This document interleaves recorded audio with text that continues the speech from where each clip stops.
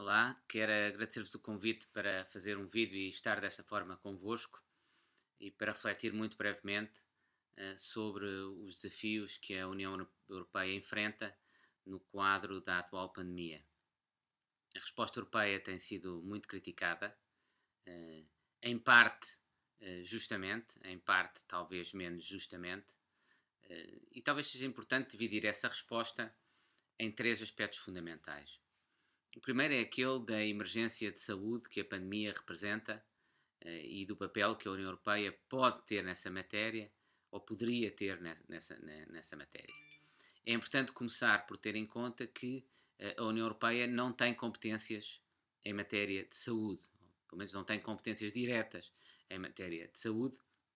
embora por vezes no âmbito e através das regras, por exemplo, da livre circulação, a União Europeia possa regular alguns aspectos da saúde. Já o fez no que diz respeito, por exemplo, às etiquetas obrigatórias nos maços de tabaco. É um exemplo. Resulta de legislação europeia, na medida em que aí pode ser feita a relação com o mercado interno. Para os maços de tabacos poderem circular entre Estados, era necessário uma harmonização dessas regras e necessariamente isso implica agir no domínio da saúde. E, portanto, mesmo nesta matéria da pandemia, nós poderíamos eventualmente pensar que até poderia existir alguma ação legislativa da União Europeia na medida em que ela afeta, por exemplo, a liberdade de circulação. Mas, em princípio, a União Europeia, no que diz respeito à resposta em termos do sistema de saúde, tem poucas competências nessa matéria. E tem, sobretudo, competências que são de apoio aos Estados-membros e complementares aos Estados-membros e de promoção da cooperação entre Estados-membros. E foi isso que sucedeu, desde logo em reuniões que a União Europeia promoveu entre ministros de saúde de todos os Estados, no sentido de promover trocas de informação,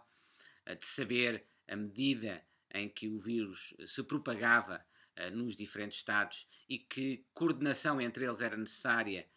para evitar o mais possível que ele atravessasse fronteiras e chegasse a outros Estados, mas também coordenação, por exemplo, ao nível da aquisição centralizada de equipamentos, que já aconteceu,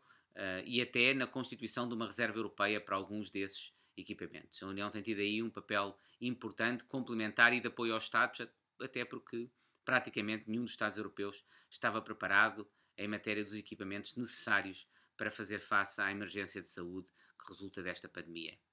Mas, portanto, aqui nesta matéria aquilo que se pode dizer é que nem sempre a cooperação entre os Estados-membros funcionou muito bem, mas isso talvez seja mais imputável aos Estados-membros, que eu costumo dizer de forma irónica, mais facilmente se coordenam entre si para culpabilizar a União Europeia de algo que não corre mal, do que aceitam que a União Europeia os coordene, do que propriamente as fragilidades que se detectaram nisso possam ser atribuídas às instituições europeias. Penso que as instituições europeias aí têm tido um papel bastante positivo e têm procurado fazer aquilo que é possível dentro das competências que têm, desde logo também, por exemplo, nos apoios à investigação em matéria de procura quer de um tratamento que seja eficaz relativamente a este vírus, quer de uma vacina. A União Europeia tem tido aí um papel liderante no âmbito dos apoios que já concede à ciência, à investigação e que tem dirigido e canalizado para projetos que podem ser aqueles que nos vão até vir a oferecer a vacina de que tanto necessitamos como solução definitiva para o risco que este vírus comporta e para os custos depois associados a esta pandemia, custos sociais, custos económicos. E é aqui que entra a segunda dimensão da União Europeia, que era garantir que regras que existem na União Europeia em matéria de, por exemplo, de liberdade de circulação ou de proibições de intervenções estatais na economia, nos apoios às empresas, por receio de destruição da concorrência, ou ainda regras em matérias do Pacto de Estabilidade Orçamental, que estas regras pudessem, no fundo, dificultar a intervenção estatal que vai ser necessária para fazer frente à crise económica e social que resulta desta emergência de saúde. Ou seja, a atual crise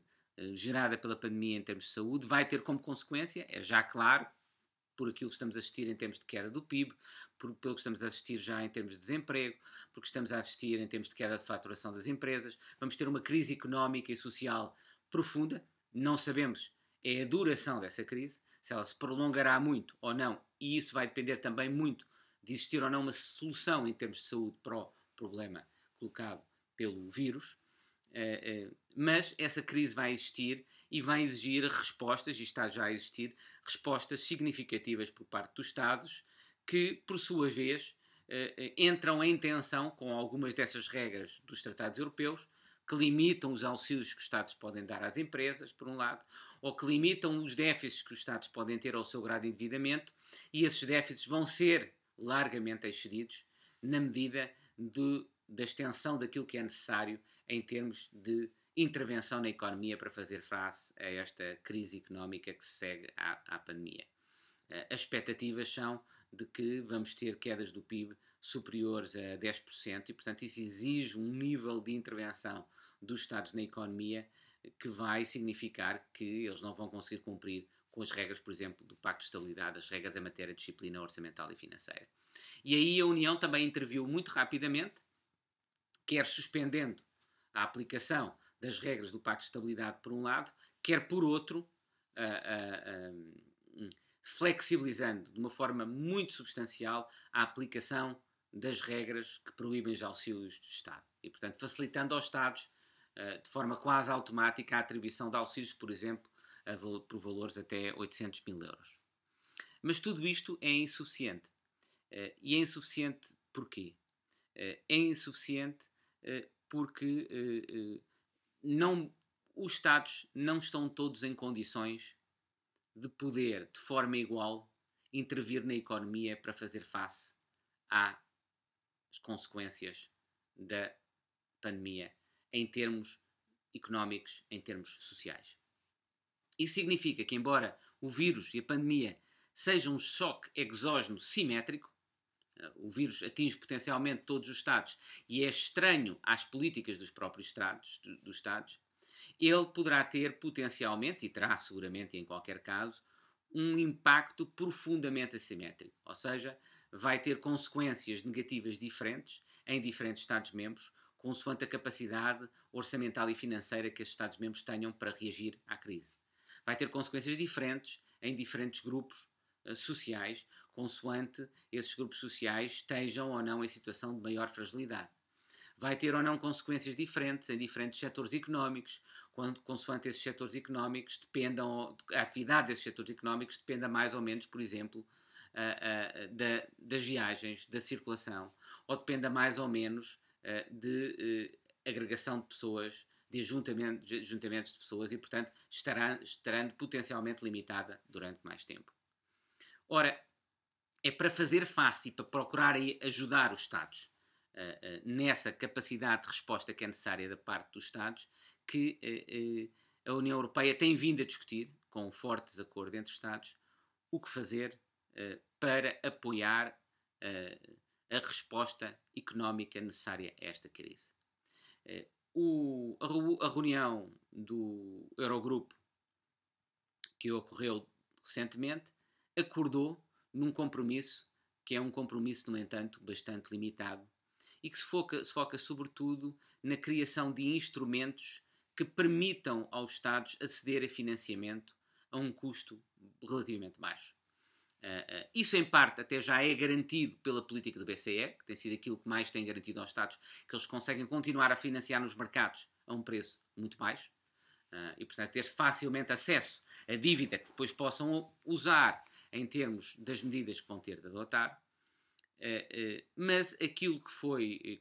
concordado no Eurogrupo foi, no fundo, um compromisso entre aqueles que defendiam que essa dívida, para baixar ainda mais o seu custo, devia ser dívida conjunta entre Estados-membros, e outros que defendiam que devia ser utilizado o mecanismo europeu de estabilidade, que é um mecanismo que, no fundo, foi criado durante a crise financeira anterior. O problema deste mecanismo europeu de estabilidade é que ele, por um lado, contém um estigma, porque normalmente é usado quando um Estado deixa de conseguir se financiar em mercado e, portanto, automaticamente recorrer a esse mecanismo é visto como estigmatizante por um ponto de vista de um Estado. Em segundo lugar, ele já está sujeito a regras de condicionalidade, ou seja, em troca do financiamento que o Estado obtém, o Estado fica obrigado a cumprir com uma série de condições que lhes são impostas pelas instituições europeias, aquilo que em Portugal nós designamos normalmente por Troika, e pelo programa de ajustamento negociado com essa Troika, e em terceiro lugar está sujeito a um limite quanto ao volume de financiamento que pode ser emprestado ao Estado, que é 2% do PIB, que é claramente insuficiente face às necessidades que os Estados vão ter. Mas mais que isso até, aquilo que eu tenho criticado e que me tem levado, inicialmente sozinho, agora também com alguns colegas, a fazer vários textos, incluindo a nível internacional, na defesa de um modelo de resposta diferente, é que tudo isto que está previsto até agora assenta sempre em mais dívida para os Estados. Ou seja, assenta em permitir aos Estados continuar a endividar-se a custos razoáveis, mas não deixa de constituir um crescimento da dívida dos Estados. E esse crescimento da dívida dos Estados vai necessariamente comportar, a médio e longo prazo, problemas de sustentabilidade nos Estados que já têm dívida muito elevada, como Portugal, a Itália, a Grécia e outros. E, portanto, é fundamental, do nosso ponto de vista, desde logo, que se desenvolva um mecanismo que possa permitir que o apoio à recuperação económica não seja feito através do crescimento da dívida dos Estados. Isso é fundamental não apenas numa lógica de solidariedade, para impedir que esta crise agrave as disparidades e as divergências económicas entre os Estados, e coloca ainda maior debilidade e riscos de sustentabilidade na dívida de alguns Estados, que depois podem até vir a causar externalidades para os outros Estados e colocar em causa a moeda comum. Mas é fundamental também por outra razão que tem sido pouco referida. É fundamental também por razões de equidade e de manutenção da integridade no funcionamento do mercado interno. Se os apoios à recuperação económica, desde logo os apoios às empresas, ficarem dependentes apenas dos Estados-membros, eles vão variar consoante a capacidade orçamental e financeira desses Estados-membros. E isso significa que há Estados-membros com muito mais capacidade que vão poder dar apoios muito mais fortes às suas empresas por comparação com os apoios que outros Estados vão poder dar. Ora, isto vai criar uma distorção na concorrência no mercado interno significativa na medida em que houve e tem de haver uma grande flexibilização na aplicação das regras de que controlam os auxílios de Estado. Portanto, a razão para um programa mais ambicioso e diferente daquilo que foi acordado no Eurogrupo é a necessidade de garantir não apenas que o princípio da solidariedade que está incluído nos tratados europeus é realmente aplicado, mas também um objetivo fundamental de garantir e proteger a equidade e a integridade de funcionamento no mercado interno e prevenir distorções de concorrência nesse mercado interno. O que é necessário para isso? Em primeiro lugar, um programa centralizado a nível europeu e que passe não por empréstimos aos Estados, mas sim por transferências aos Estados. Ou seja, não importando, portanto, um crescimento da dívida dos Estados-membros. Como é que se pode financiar isso? A proposta que eu fiz, e também fiz agora, e agora em conjunto com outros colegas, vai no sentido de que isso seja financiado através de dívida emitida pela própria União Europeia, matéria que, entretanto, se começou a falar e parece estar realmente na agenda,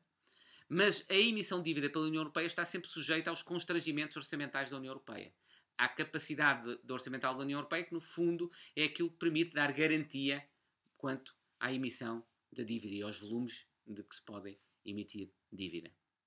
Ora, o orçamento europeu atualmente é bastante limitado. E por isso é que, quando se fala de emissão, desta hipótese de emissão de dívida, se tem falado no sentido dela poder estar dependente de garantias voluntárias que alguns Estados-membros forneçam. Mas isto pode ser também uma oportunidade para um modelo alternativo de garantir a emissão dessa dívida e que ao mesmo tempo sirva para reforçar o orçamento europeu para o futuro. Que é aquele de usar esta oportunidade para adotar novos recursos próprios para a União Europeia. O que é que isto quer dizer? Que o orçamento da União Europeia deixe de ser financiado através de ou apenas das transferências orçamentais dos Estados-membros, mas seja complementado por novos recursos próprios, que podem ser, por exemplo, uma taxa sobre as grandes empresas da economia digital ou um imposto sobre as emissões de CO2. Esses são, por exemplo, dois exemplos de recursos próprios que, num estudo recente que eu conduzi no Instituto Universitário Europeu de Florença, em conjunto com uma empresa de sondagens britânicas e o YouGov, tinham um largo apoio maioritário entre todos os Estados-membros, o que significa que têm provavelmente muito mais viabilidade política nos diferentes Estados-membros do que pedir ou solicitar mais garantias dos Estados-membros ou um crescimento das transferências desses Estados-membros para o orçamento europeu. Portanto, estes recursos próprios vão ajudar a financiar e aumentar a capacidade orçamental da União Europeia e, por sua vez, depois, a ajudar à emissão dessa dívida europeia que possa ser aquilo que sustente um programa de recuperação económico como aquele que é necessário. Um programa de recuperação económico para a União Europeia que promova a solidariedade ao mesmo tempo que protege a equidade no funcionamento do mercado interno. Muito obrigado a todos por me terem ouvido.